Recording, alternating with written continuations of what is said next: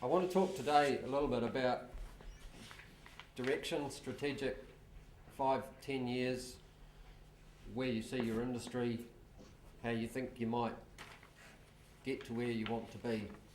What does that vision perhaps look like? Because I've got some slides here that I prepared, some information that I can circulate and send it to Tony, and he can flick it on. So don't worry about if you. It'll be a summary of what I've said. So I want to talk about some strategic issues. I want to just touch on some operational stuff. I want to explain a little bit about what the HEA is and where it fits into the horticulture landscape, so you at least understand what its role is. Whether you want to utilise it is an entirely different question. And what are your next steps going forward? I've heard there's a lot of new plantings gone in. Where do you think your industry is going to be in 5 years from today? So, and how are you going to manage that? So, anyway, I'll spend about 15-20 minutes just rattling through this stuff, and then we'll just have questions and answers discussion, because I think that's where we learn, we being me as well. I've learned a lot already, and I'm expecting to learn a hell of a lot more. But equally, if you can ask me questions at the end of this, then that's great, and we can sort out, and we'll all go away wiser.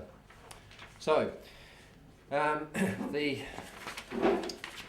guess I'll sort of start with some serious questions, and then I'll about, do you all know why you grow passion fruit? I'm sure you all have different reasons. It's a great name for a product, by the way, I have to say. You've got a product that has already got the word passion in it, and you can build so many selling points around that word. And so you're already at an advantage. Rob and Bob and others, the marketers, will know about this anyway, but just a personal thought. So, is your involvement in passion fruit a hobby or a commercial business? And I guess the commercial business operators are going to have a different perspective, and the hobby growers are going to have their perspective, and it's how you can grow together. Crucial one. What do you want your industry to become in 5 to 10 years? I'm talking about developing wealth for you people. I'm talking about making it profitable, and so that your efforts can be passed on to the next generation. How do you propose to achieve this? Are you going to rely on market forces and the climate, just be what it may? Or are you going to have a look at what you can influence and can control, and risk management aspects, and try and minimise your risks of failure and enhance your chances of success? Who are you going to rely on to achieve your strategic vision for your industry and your success? Do the marketers share the vision that you as growers have? Are you in sync with those people? And are the marketers prepared to invest in market development of your product? Are you prepared to invest in market development, not just the growing side of things? What's the size of your export opportunities? Do you know what the market potential is for your product? I know you've got a 98% reliance on the US market as an export market. The domestic market, New Zealand market, is around about 70%, I think you said, Bob.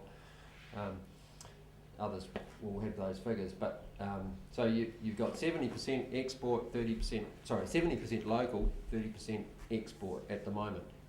In 5 years' time, with these volumes coming on stream, how many passion fruit do you think the New Zealand market is going to be able to eat? And how much of a reliance are you going to have on exports? And where are those export markets going to be? Do you know that stuff?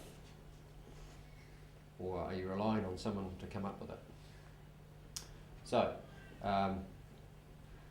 the reliance on the local market. It's a key market, local market, and I always believe that if you can't grow it well for your locals, the chance of succeeding in export when you've got to ship it and it's perishable and it's got to go transit through X, Y, Z ports and handlers, your risks go up exponentially. So do what you do well on the local market, and then you'll be in good shape for export. Are you going to take an ad hoc, individualistic, this is my patch, I won't share information, so you're going to act as individuals both in a marketer's sense or in a grower's sense, or are you going to get as much information and knowledge about and share it for the benefit of everyone as much as you can? So, and what are your risks of your export markets closing? So, do you know what could jeopardise your export market development, and how are you going to manage those risks? So, there's a lot of things to think about when you sort of pare that down. Just the current situation that I've sort of picked up, there's approximately 80 members of the association. There's some associate members, and you're funded on a levy basis through the Commodity Levy Act. You've got about, I think, between the latest stats I got off Stats New Zealand website, tells me that in 2013 you exported 34.6 tonnes at a FOB value of $328,000. Average dollars per kilo was $9.46. 5 years ago you had 44.5 tonnes at a value of $708,000 New Zealand dollars at an average value per kilo of $15.93. So in the last few years it's dropped below $10 average per kilo price, but it has been as high as $16.88 for your export markets. The US has taken, it's taken approximately between 70, back in 2009 it took 77% of your exports. It's now up to 98%, so it seems a huge reliance on that one market. There's been a little bit going to Australia, a little bit into Japan. Australia seems to have died off significantly. It took 20% back in 2009. It's took nothing in 2013. Might be a reason for that I'm not aware of. Japan has taken little bits and pieces in French Polynesia, but essentially 5 years ago you were exporting at export earnings of $708,000 New Zealand, and it's now at, in the last couple of years, 320. So that's just a few stats. You've got 4 active exporters as I understand it. Paragon, Fresh Produce Group, D and Palmer I think do some, and JP Exports. Now the HEA, I'll touch on the, I had a look at your website, very impressed. It's a smart looking website. You've obviously invested in that, and that's to your credit. So I see you've got grade standards in there, and very detailed, great photographs, covering a range of issues around the quality issues. So that was excellent. So big congratulations on where you've got to as an industry, but if you're heading down the track 5-10 years from now, there's going to need to be some thought given to your strategic approach to the future. I'll touch on what the HEA is, Horticulture Export Authority. It's a statutory authority, and it's formed in 1987 by Act of Parliament. It followed about 4 years of discussion, debate about. I think some of you will remember horticulture per se was seen as the new gold mine for New Zealand, to differentiate ourselves away from sort of reliance on pastoral livestock industries, and people were investing and could invest in horticulture crops, and we were going to have massive growth. So there was a lot of debate, there was a lot of investment in kiwi fruit in particular, and there was, the apple industry had a regulatory structure that all the apples were exported by the Apple and Pear Marketing Board back then. Kiwi fruit started out, and it was exported. It was by everyone that wanted to export it, basically, wanted to get into it, and it's suffered some years of torment and torture, and people went bust and things. But from that emerged the kiwi fruit industry regulations in 1988.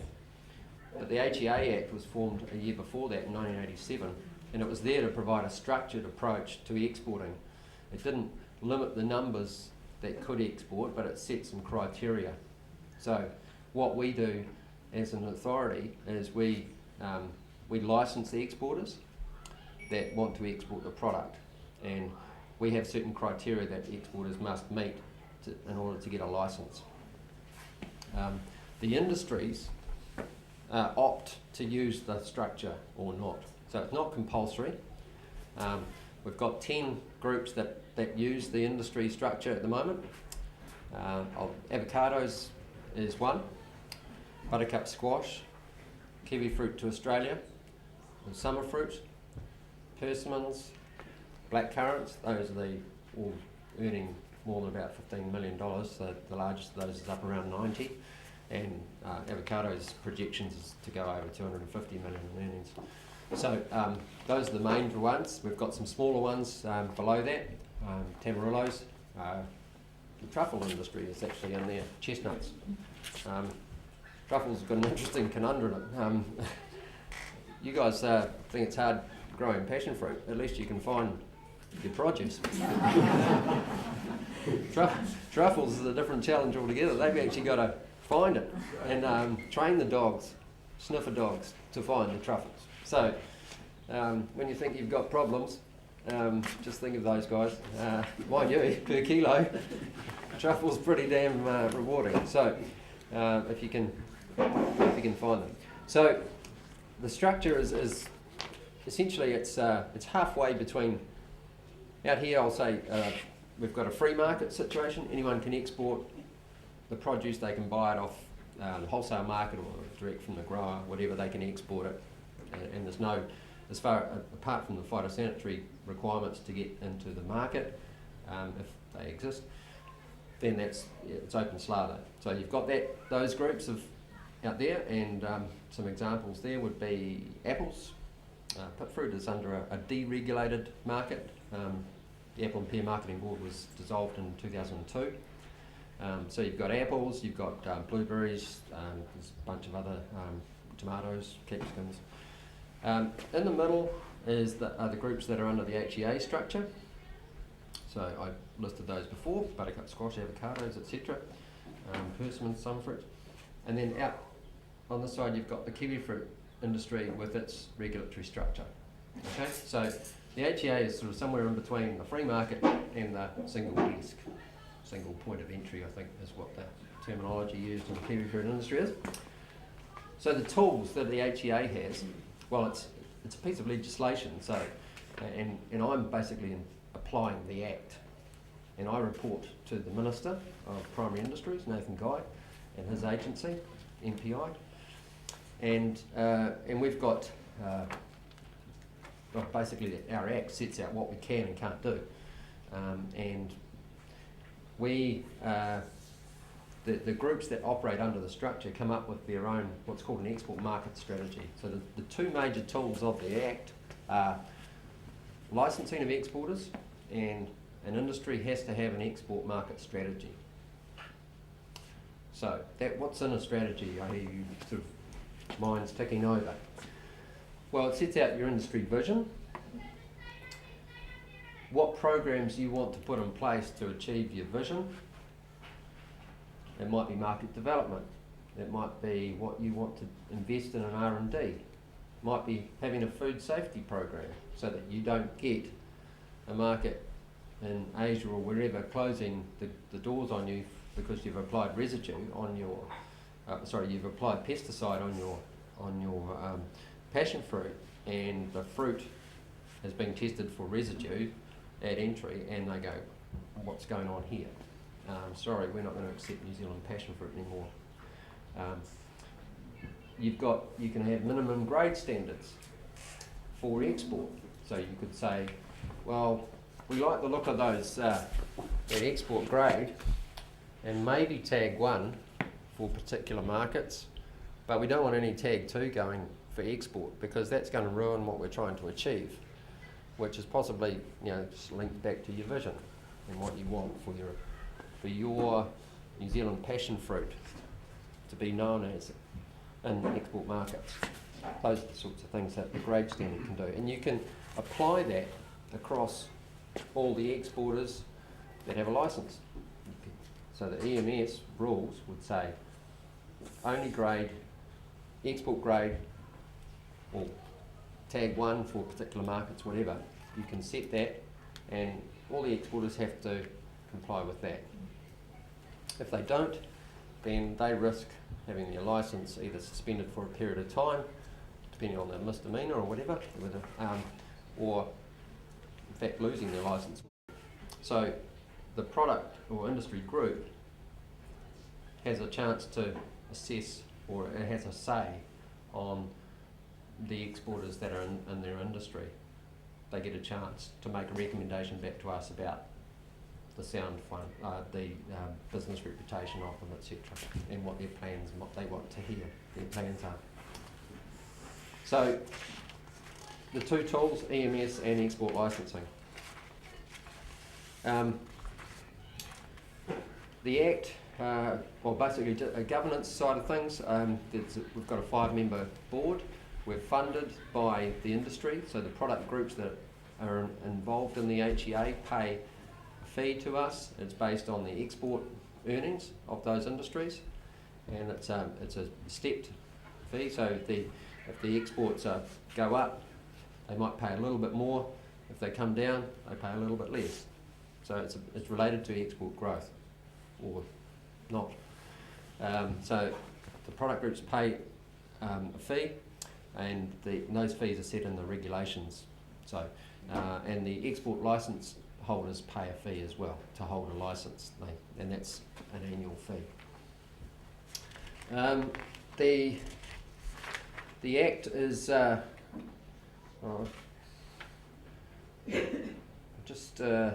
guess the key thing, the difference between the HEA and a total free market thing is that the legislation provides a product group with sort of more power than it would otherwise have, in a sense that it has the power to collect information. And I've heard a few people say that information is a crucial part of what you are part of this group for, is you want to share information. Well, under the HEA structure, the industry can collect information, all sorts of information, growing, hectares, a range of stuff. Collect information from exporters about export markets and values, and start to build a picture about what you're doing. So that seems to be an important point. But if some people are submitting information and others are not, and others are saying, well, we don't want to share that information with the group, well, that's not, it's not going to work. So the thing about under an HEA structure, people have to register with the group and they have to provide information. And if they don't, and they can lose their registration, and their product can't be exported. So you've got a means to sort of, if push comes to shove, you can enforce it. We don't like to do that. We like to encourage people in. So what are the benefits? What sort of earnings? The HEA groups earn foreign revenue, export earnings about $220 million. It's sort of it's grown fourfold since the Act was developed in 1987.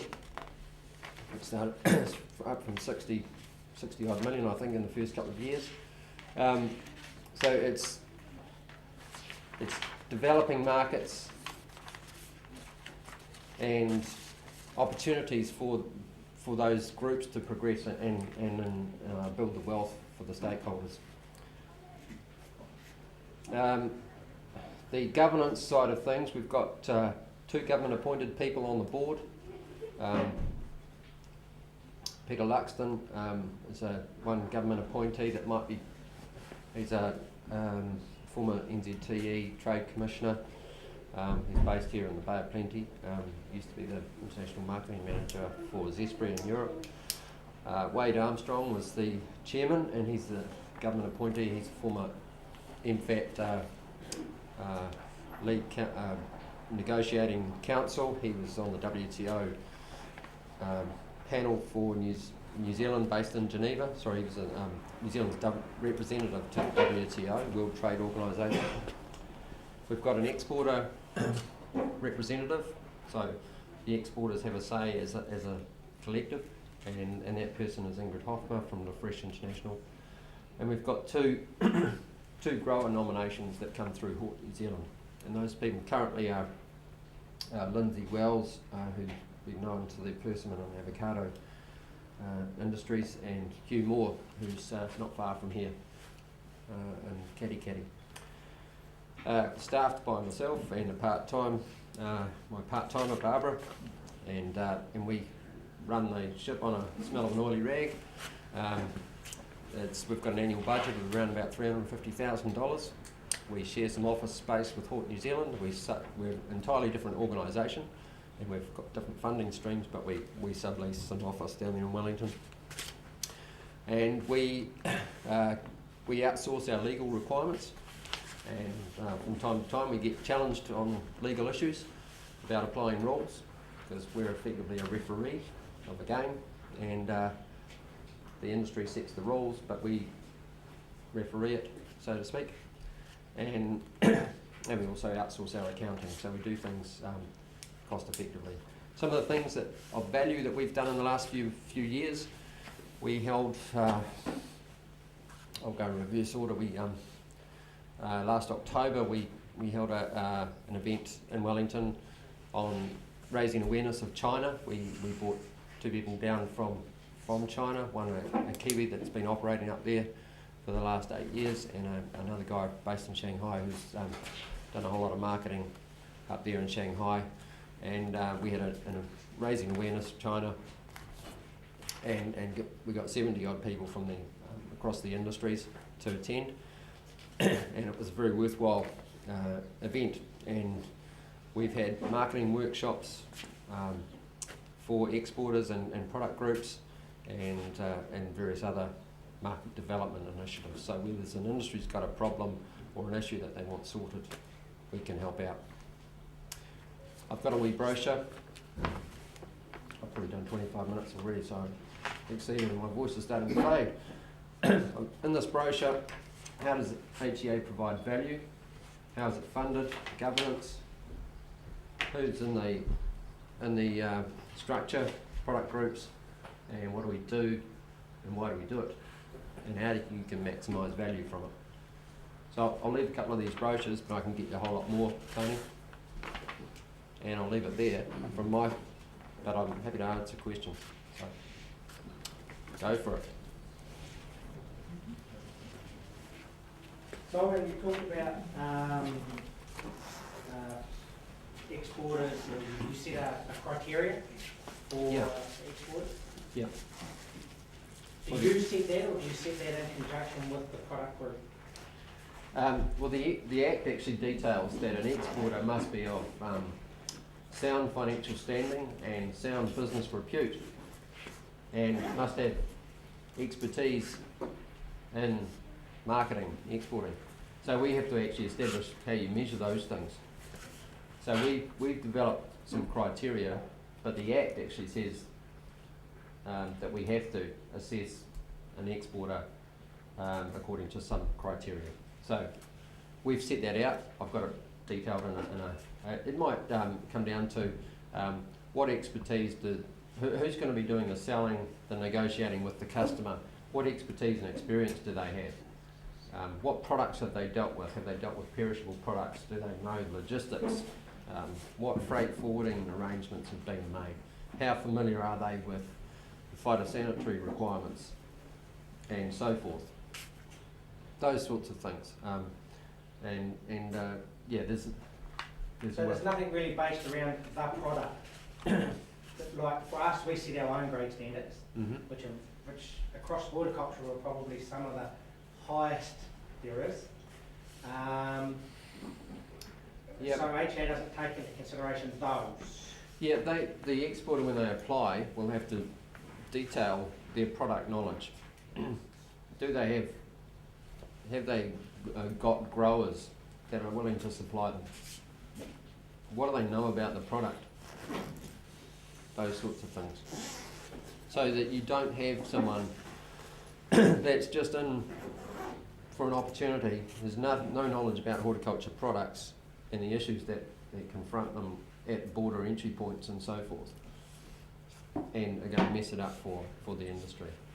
So they have to have some smarts and experience. If they haven't, it's not to say that you can't enter if you're just new on the block, so to speak. You can gain experience, but you can do it under. You have to report back to us on your experience that you've gained, and people can buy in the expertise to help them, so they can satisfy things that way. What sort of cost is involved in doing the For a product group, there's a minimum fee for a product group of $1,000 as an industry, and to become part of the group, it's not actually just a case of, oh, we'd like to apply to be a member of HEA. You have to actually make an application to the minister to say that you want to operate under this export structure, and you have to show that you've got the growers support it to a tune of about 60 to 70% at least, and that the exporters are also been involved in that consultation, and they also support excuse me that there's a measure of exporters' support for that decision as well, because it's a piece of legislation. It's basically saying, well, it's law that you have to have a licence and you have to comply with this strategy. So that the minister will only want to sign a group into the law if he's sure that there's support for it. Yeah. Does that answer your question? At the back. Who polices this? Do you police it, or do we go to the association? It's a mix of both, actually. The HEA, can take action against the exporter because we issue the licence to them. And we get a report every month from New Zealand Customs on who's exported what to which market, using what licence number, etc. So we can track who's doing what and who's in the game. We can only take action against the exporter. So we rely on the product group to help by being involved with grower requirements, because we can't. I mean, if a grower applies a pesticide that is off-label and basically illegal to use, they apply it and jeopardise things for their industry. We actually can't take any action against the grower. We can only take action against an exporter who might have exported that product. So our reach only goes to the exporter as HEA. But we rely on the product groups to manage the whole system, and the avocado and summer fruit groups, that's exactly what they do. They set the rules that they want to have, and we say, yes, that's consistent with the Act, those rules are all okay. And they employ someone like Assure Quality to go and do some verification checks on the application of the rules, and so they will manage it and fund that side of things. If there was an issue with grower and exporter that we looked at, do we need to talk to you about it if it wasn't resolved? Sorry, I missed the start of that. If there's an issue, not so much with the grower, but with an export for whatever reason, Yeah. Do we need to report that to you? Oh, yeah. Do you look into it? Absolutely, because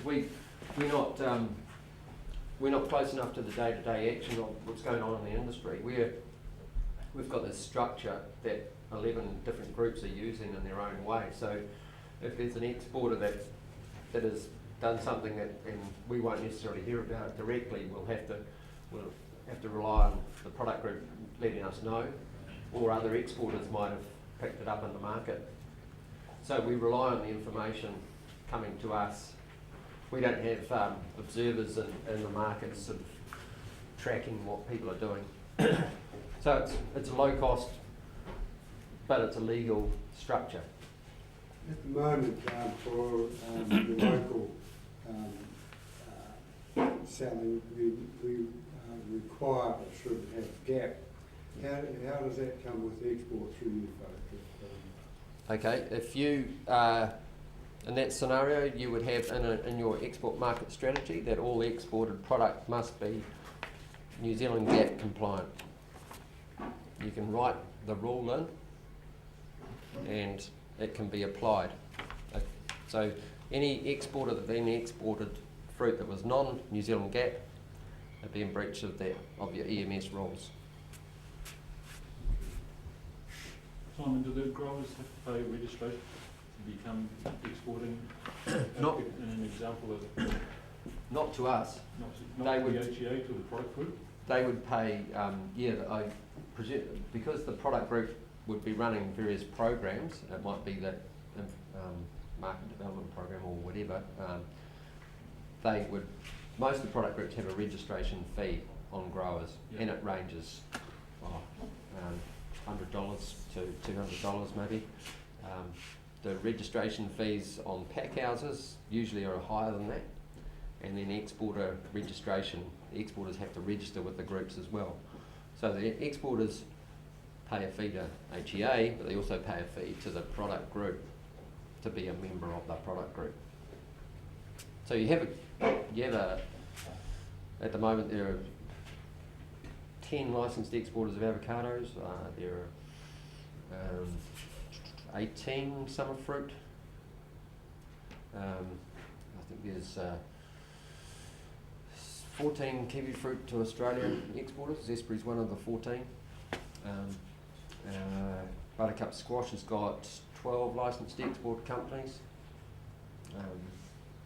Tamarillo's has got 3, Rob? And that fluctuates. Some groups, exporters decide to leave an industry or others come in. So it's dynamic. Sorry, you talked about the product group paying you a minimum $1,000 Yeah. registration entry fee into your organisation.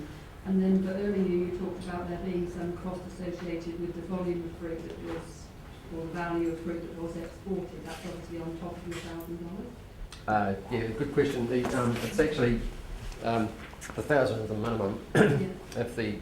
If the export volume or value equation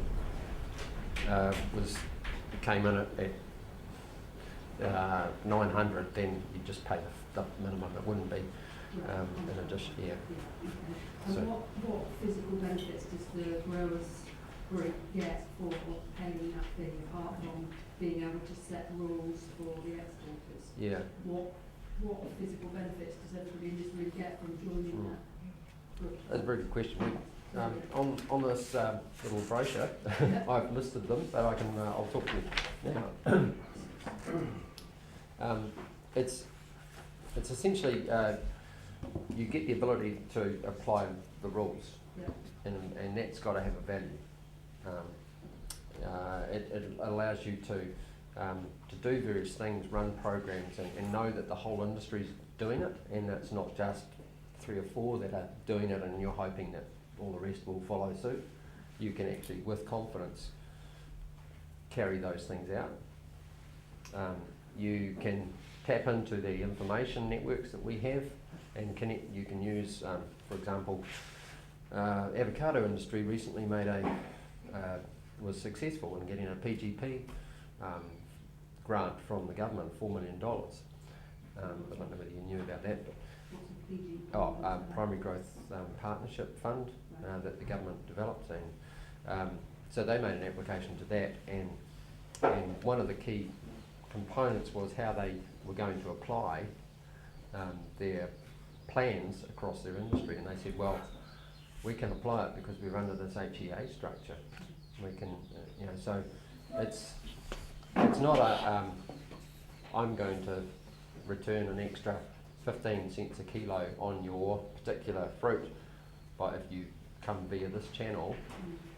But as an industry, you might, or you should, be getting greater returns through having a more structured, planned approach. So it's a difficult to measure benefit, but it's definitely a benefit. And it has other benefits in terms of being able to reopen markets and from a market access technical barriers perspective. The importing countries have often said, well, we've got a problem with this particular product, and it can be sorted by just having rules in your EMS, and MPI take that to the government of the importing country and say, look, we can apply the rules, and there's a regulatory structure, it's called HEA, that ensures it will happen. I forgot to mention the stop-go point on all this is at export. When an exporter's wanting to export a consignment, if they haven't got a license number that is a valid license number, the customs database won't give them a clearance to load. So that's the stop-go point. Okay, so you don't have a license, you can't export the product. Does that apply to grower as well? So what you're saying is it's only at export level, you're not having any registered growers, and how does that enhance the industry if you have a situation where you've got a grower who's not non-compliant with the EMS, non-compliant with the industry's agreement on sprays or handling or grade? Because then that doesn't really enhance the industry at all, does it? If you have got a supply base that's supplying, and it's not so much, let's put our blinkers on and put passion fruit. That doesn't really enhance much of the grower, does it? All it is just looking at the export side of it. And if you've got people who are inexperienced or under pressure and decide to pack product that isn't going to make it or is marginal, there's nothing that HEA inclusion, or if they went under HEA, there's no teeth there for that to be stopped, right? No, I don't agree. The exporter is the person responsible for the product that gets exported. So the grower that might have used whatever spray that was outside the rules, correct, the exporter has responsibility for ensuring that that product that was exported was compliant for export. So we can only take action against the exporter. The product group and their registration agreements with the grower, the grower will sign to say they agree to comply with the EMS. So if they deliberately don't, the product group can take an action against the grower, and we can take an action against the exporter. So I think there are some tools there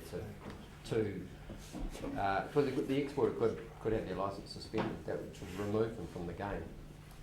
Now, I'm not saying that product isn't exported that might be under a grade standard, because we can't, no industry can police every carton of product that gets out, but usually the intel that comes back from other exporters in the market is pretty quick, and we've suspended licenses. We've taken action that we've initiated assure quality audit on pack houses. We've had those pack houses have lost their MPI registered status, so they've had some serious problems that have come from, and it was product that actually was in a market, didn't have label on it, and that was a breach of the EMS rules. There was photographic evidence provided to us, we verified it, and we got an audit done, and that company paid a significant penalty for shipping some bins of fruit that were unlabelled. So, ask them whether they thought that was a smart move or not. Yeah, Mm. I think from my perspective, listening to Simon, from an export perspective, I think one thing I will say about passion fruit is a lot of the stuff we've spoken about is in place here. Yeah, but it's voluntary at the moment. Well, it's very much voluntary, but it's also quite transient. As an industry, I mean, I look at it in an industry like Tamarillo's, right? Why would they want to be in the HEA for the cost structure when they do less than 3,000 or 4,000 trays of export? I mean, if you're going to get involved, you need to really bring it in as something that's going to enhance the industry. You would agree with that, correct? Oh, absolutely. Yeah. Yeah, I think these guys have done a great job, Simon, in the sense of what they've already got with their great grade standards, and the people that do pack export passion fruit here do a great job. yeah. Well, I'm not saying that they haven't, but I think if people think that the HEA structure doesn't provide any value, I would suggest that they haven't looked at the HEA or don't fully understand the HEA structure, because no one's actually applying to us to get out of it, and there's a bunch that are really quite interested in coming into it, and I don't advocate any industry coming into it without being fully aware of what they're coming into. So I'm very keen that you find out as much information about it before you decide making a decision to go into such a regulatory structure such as this. But if there was no benefit or net value back to those industries, they would be all gone. We wouldn't have any under the HEA. In fact, the 5-yearly stat, we go into a performance review every 5 years, and I can give you the copy of the last one, which was done in 2010, and the structure is, all the groups that are under it are supporting it. So if it wasn't working, they would be going, we want to get out, and they can get out. And the group that has sort of withdrawn was Nashi Pears, simply because they had limited market access anyway. It was a product related thing, it wasn't the actual structure that was the problem for them. So, that's not, yeah. that's So, not what I'm talking about. I'm talking more about the actual, if you actually look at something, an example of Tamarillo's. well, I think even the Tamarillo guys, as an export, having that structure in place for an export crop, yeah. to me is really an anomaly, because they don't really do anything. Not Well, the HEA, I'm not talking about the HEA, I'm talking about the group. Yeah, well, I think the Tamarillo group actually is a rather interesting one, because they've been through the mill with Liberibacter, Oh, sure. and we've provided them with, I suppose, so that they've still got some exporters that are licensed to export Tamarillos. They've had their fruit, volumes, about 20% of what they used to be. They're trying to get access to Australia. We've helped them with a program called NESAP, New Expanding Industries, and got some funding to do a whole lot of research to satisfy the Australian import authorities that they can now export over there. So, and they're not beating down our door to withdraw. In fact, they're going the other way, because there's a whole lot of people planted Tamarillos, and they want to ensure that the reputation of Tamarillos in the marketplace is not damaged by huge volumes of substandard grade getting exported. So Yeah, you could say that, right? But the Tamarillos that get exported now are substandard. That's the shame of it, So I'm not criticising HEA, mate. I'm just criticising. I'm not criticising, I suppose, but what I'm saying is, in the harsh reality of commerce, it doesn't. I think what your presentation, in all due respect, I think you guys do a great job on the big volume stuff. But when it comes to the smaller stuff, I'm not sure whether it really fits in. well, it depends whether And I've been around a long time, since the HEA started, and there have been some reasonable groups that have pulled out, like the Blueberries and that, right? Yeah. And So why are you no longer holding any HEA licences, Bob? Why don't I? Yeah. because I have no interest in it, and I'm not prepared to pay thousands and thousands of dollars for a license. There's no point. There's no point whatsoever for a company that does the volume I do. I don't do volume anymore. We do specialty stuff into the US, and that's all we go to. We don't go to our markets. And I think the reality is that our industry, and Tamarillo is the same actually, Simon. You know, they haven't got access to Australia because there's a bunch of Kiwis over there doing a fantastic job on Tamarillo. And their product is, you know, we can't compete as a nation on that. So there's an issue of regulatory and there's an issue of commercial reality. All right? And so the commercial reality for a group like this is that the group has, I think, done a great job, and a lot of the factors that you were talking about in the HEA regulatory, these guys, through their own structures and through their experience, have come a long, long way. In fact, very close to what is required as an HEA market. What do you call them? Well, I think the big question though, Bob, is, and others, I'm interested if Rob, as another licensed exporter who holds a Tamarillo export license, by the way, as well, feel free to comment, Rob, because you're you've had some exposure to HEA. You've got a summer fruit license, avocados, Tamarillos, kiwi fruit to Australia, I think. Yeah. 4. So, Our Dave- experience with the process has been positive, and even with a small product group like Tamarillo has been positive. Also, our main we feel that we are responsible exporters. We want to keep it that way. We want the products that we're exporting to be exported by fellow responsible exporters who follow the EMS and do what's right for the product group that they're exporting. So that means not sending inferior quality, not sending product with residue, that sort of thing. And it's true, the passion fruit that is coming through into the export market is generally great quality. But there's nothing stopping anyone from exporting anything that's inferior. It really is, as you said, voluntary. well, I mean, thanks for that, because that's a really useful comment. And I think, does it take, perhaps a loaded question, does it reduce the risk for you as a company to know that other exporters have to comply with some stuff? Yeah, well, it actually levels the playing field to a certain extent. So you know that the product you're, I suppose, competing against in the market is of a similar standard. You're competing. You're not competing because someone's got a cheaper quality product in the market that you've made your growers patch with certain quality. So the playing field is quite level in that respect, and investing value. Okay. And not having to fight fires all the time with customers getting cheaper quotes on cheaper quality product that really shouldn't be in the market. If we want to maintain that premium position. Right. I think the interesting point, and there's a lot of new plantings going in, from what people were saying.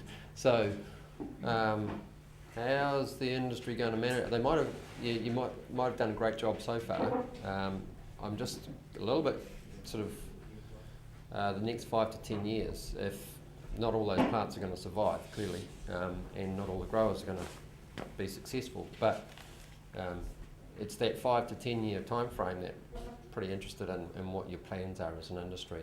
And the Tamarillo industry has had some significant new plantings. So obviously PSA has had an impact and caused people to look elsewhere. So I guess I respect your view on it, Bob. I happen to have a different one,